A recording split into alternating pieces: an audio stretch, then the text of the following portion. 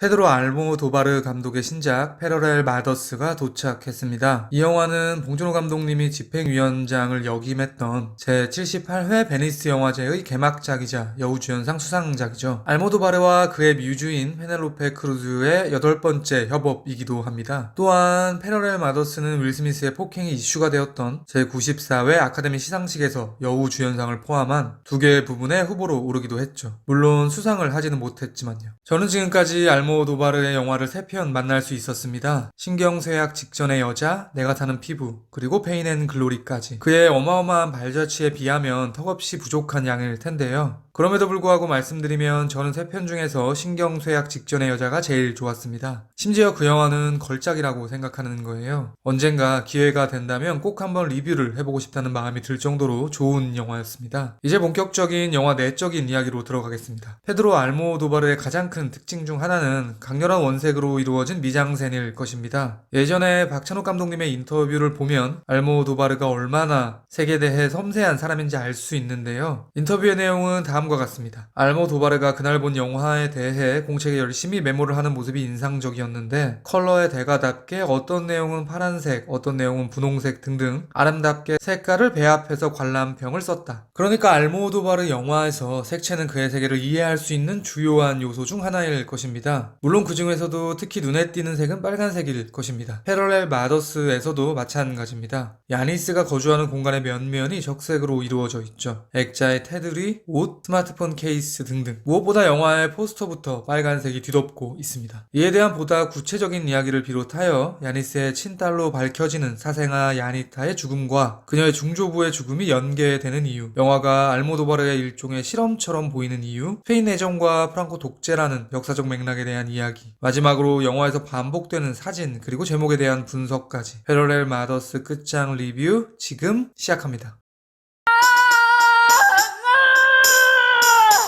Adoro l'idea di avere un figlio con te, Janice, ma non so se posso permettermelo adesso. Il punto non è se possiamo permettercelo.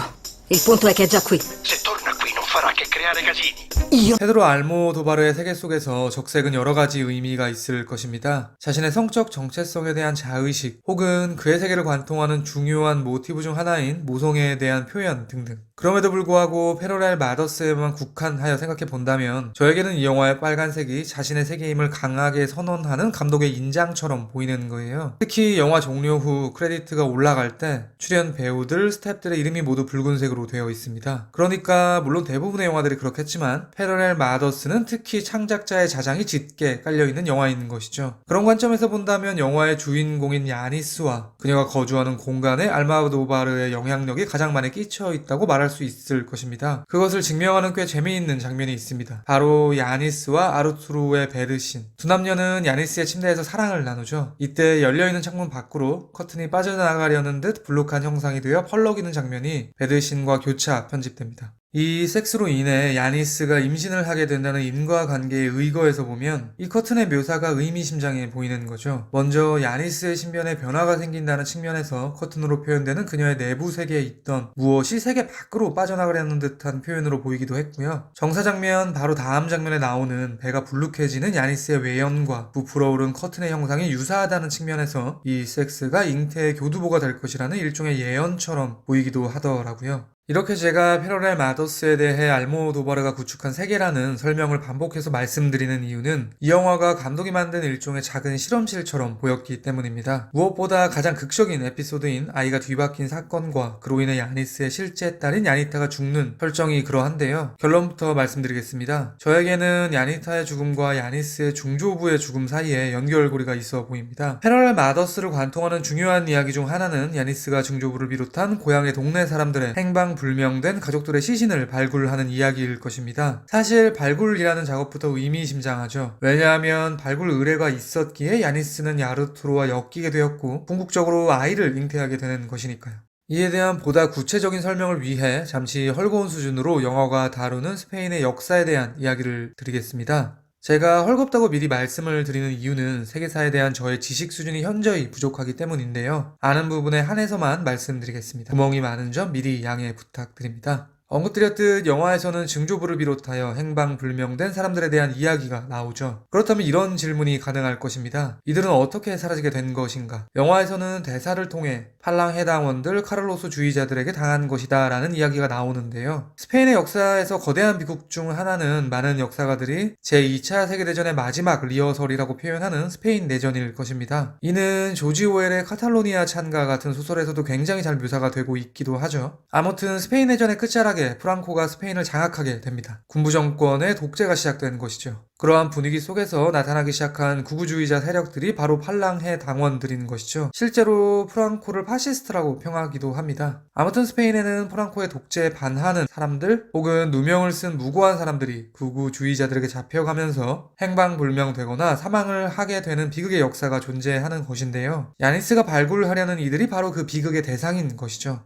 이제 다시 영화로 돌아가겠습니다. 그러니까 패러렐 마더스는 이러한 스페인의 비극의 역사를 발굴하는 영화인 것입니다. 그래서 영화에는 이 역사를 잘못 다루거나 잘못 인식하고 있는 현 시대의 사람들에 대한 비판 의식이 어려 있는데요. 크게 두 부류를 비판하고 있습니다. 먼저 그것을 감추려는 사람들. 영화가 끝나면 다음과 같은 인용문이 화면에 나오죠. 당신들이 아무리 숨기고 감춰도 역사는 잊히지 않는다 라는 맥락의 글. 이는 역사를 덮어버리는 사람들에 대한 일갈일 것입니다. 그러한 사람들에 대해 비유적으로 표현된 이가 바로 아나의 아버지인 것이죠. 영화에서는 아나가 강간을 당해서 아이를 잉태한 것일 수도 있다는 끔찍한 사실이 밝혀집니다. 당시에 그녀의 아버지는 소문이 나는 게 두려워서 딸을 위한다는 거짓 명목 하에 진실을 은폐해버렸다고 하는데요. 그러니까 아나의 아버지의 행동은 스페인의 비극의 역사를 덮으려는 사람들과 동일한 것입니다. 영화는 그 아버지를 형체도 없이 목소리만으로 등장시키고 있고요. 굉장히 무책임한 사람으로 표현하고 있습니다. 패러렐 마더스가 비판하는 또 다른 부류는 역사를 망각하고 미래만을 바라보는 사람들인데요. 야니스와 아나의 말다툼 중에 그러한 의식이 표현되죠. 아나는 야나스에게 우리는 미래를 살아가야지 과거를 그렇게 헤집어서 뭐하냐면서 발굴 작업을 비아냥거리는 듯 말을 합니다. 이에 대해 야니스는 이렇게 답합니다. 과거에 어떤 일이 있었는지를 제대로 알아야지 지금 현재 어느 자리를 선택할지 알 수 있다. 즉 이 대화는 과거에 대해 전혀 관심이 없고 미래만을 나아가려는 사람들에게 일가를 하고 있는 것으로 보이는 거죠. 이 지점에서 앞서 언급드린 알모도바르의 실험실이라는 저의 의견을 끌고 오겠습니다. 저는 이런 의문이 드는 거예요. 왜 지금의 우리는 아나처럼 과거의 비극을 쉽게 잊어도 된다고 생각할까? 답은 간단합니다. 내가 경험하지 않았으니까. 혹은 나에게는 너무 오래된 과거의 일이기 때문에 실감이 나지 않으니까. 그러니까 이에 대해 알모도바르가 이렇게 답하는 것처럼 보이는 거죠. 그렇다면 너희들이 간접적으로 체험 한번 해봐. 관객들은 패러렐 마더스를 보면서 자연스레 야니스의 이입이 될 것입니다. 영화는 일부러 그렇게 촬영을 하고 있는데요. 출산을 할 때 고통의 비명을 지르는 야니스를 가까이서 잡는다거나 섹스를 할 때 환희에 찬 야니스의 표정을 역시 근접한 거리에서 담기도 합니다. 말하자면 세실리아가 야니스의 딸이 아니었고 그녀의 친딸은 죽었다는 비극을 겪게 되는 장면에서 그것을 보는 관객들은 간접적으로 그녀의 황망함을 함께 향유하게 되는 것입니다. 도식화하면 이렇게 되는 것이죠. 세실리아가 야니스의 딸이 아니라는 유전자 검사 결과를 보는 순간 그녀의 친딸은 행방불명된 것이라고 말할 수 있을 텐데요. 이 순간에 야니스는 팔랑해 당원들에게 잡혀가 남편, 아버지 혹은 아들이 행방불명된 가족들과 동일한 상태인 것입니다. 또한 아나에게 자신의 친딸이 죽었다는 소식을 듣는 순간은 행방불명된 가족들이 죽음이라는 소식으로 돌아온 상황과 등호를 이루겠죠. 그러니까 절대 비하할 바는 못 되겠지만 야니스에 이입된 관객들이 느끼는 가족 상실의 아픔은 실제 스페인의 역사를 관통하며 가족이 행방불명된 당시의 사람들의 고통과 동일한 궤를 갖게 되는 것입니다. 쉽게 말해 알모도바르는 당신들의 가족이 행방불명되었고 후에 죽었다는 소식으로 돌아왔을 때에도 그것을 쉽게 잊어도 되는 과거라고 치부할 것인가? 라는 촌철살인의 질문을 관객들에게 간접 체험의 방식으로 하고 있는 것이죠. 결국 감독이 이런 실험을 하는 이유는 당연히 역사를 잊지 말아라 라는 경고를 하기 위해서일 텐데요. 그런 관점에서 발굴 작업에 돌입하기 전에 야니스가 잉태한 아이는 사망하게 되고 발굴이 거의 완료되는 시점에 다시 아이를 잉태하게 됐다는 설정도 흥미롭더라고요. 역사를 밝혀내었을 때 비로소 새로운 세대로의 전개가 가능하다는 것처럼 보였거든요.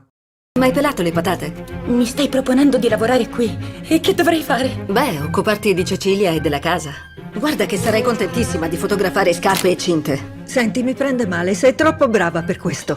Ma ho bisogno di... 패러렐 마더스에서 반복적으로 등장하는 소재 중 하나는 사진입니다. 우선 주인공인 야니스가 사진작가로 설정되어 있고요. 그녀가 아르투로에게 발굴을 의뢰할 때, 아나에게 자신이 어머니를 포함한 가족들의 이야기를 할 때 흑백의 사진들이 인서트 되기도 하죠. 어떻게 보면 그게 흐름과 무관해 보이기도 하는 야니스가 찍는 여러 광고 사진들도 영화에서는 꽤 시간을 할애하며 보여줍니다. 알모도바르쯤 되는 거장이면 이유가 없는 잉여의 장면을 넣었을 리는 없을 테니 아마도 강조를 하기 위해 사진을 반복적으로 보여준 것처럼 보이는데요. 저에게는 사진이라는 소재 또한 챕터 1에서 말씀드린 영화가 품은 역사의식과 관련되어 보이는 거예요. 사진은 결국 기록의 행위일 것입니다. 기록은 기억의, 그러니까 역사의 증거가 되겠죠. 그러니까 패러렐 마더스가 보여주는 사진의 이미지는 기억, 기록이라는 명제를 반복하여 강조하는 표현으로 보이는 것이죠. 한 발 더 밀고 나가 결국 사진의 연속은 영화라는 예술에 가닿는다는 관점에서 본다면 알모도바르에게 영화는 역사를 기억하기 위한 도구라고 말할 수도 있을 것입니다. 사실 전작 페인 앤 글로리에서도 알모도바르의 어린 시절이라고 유추되는 과거 장면이 묘사되는데요. 그 또한 결국 기억이고 역사라고 말할 수 있겠죠.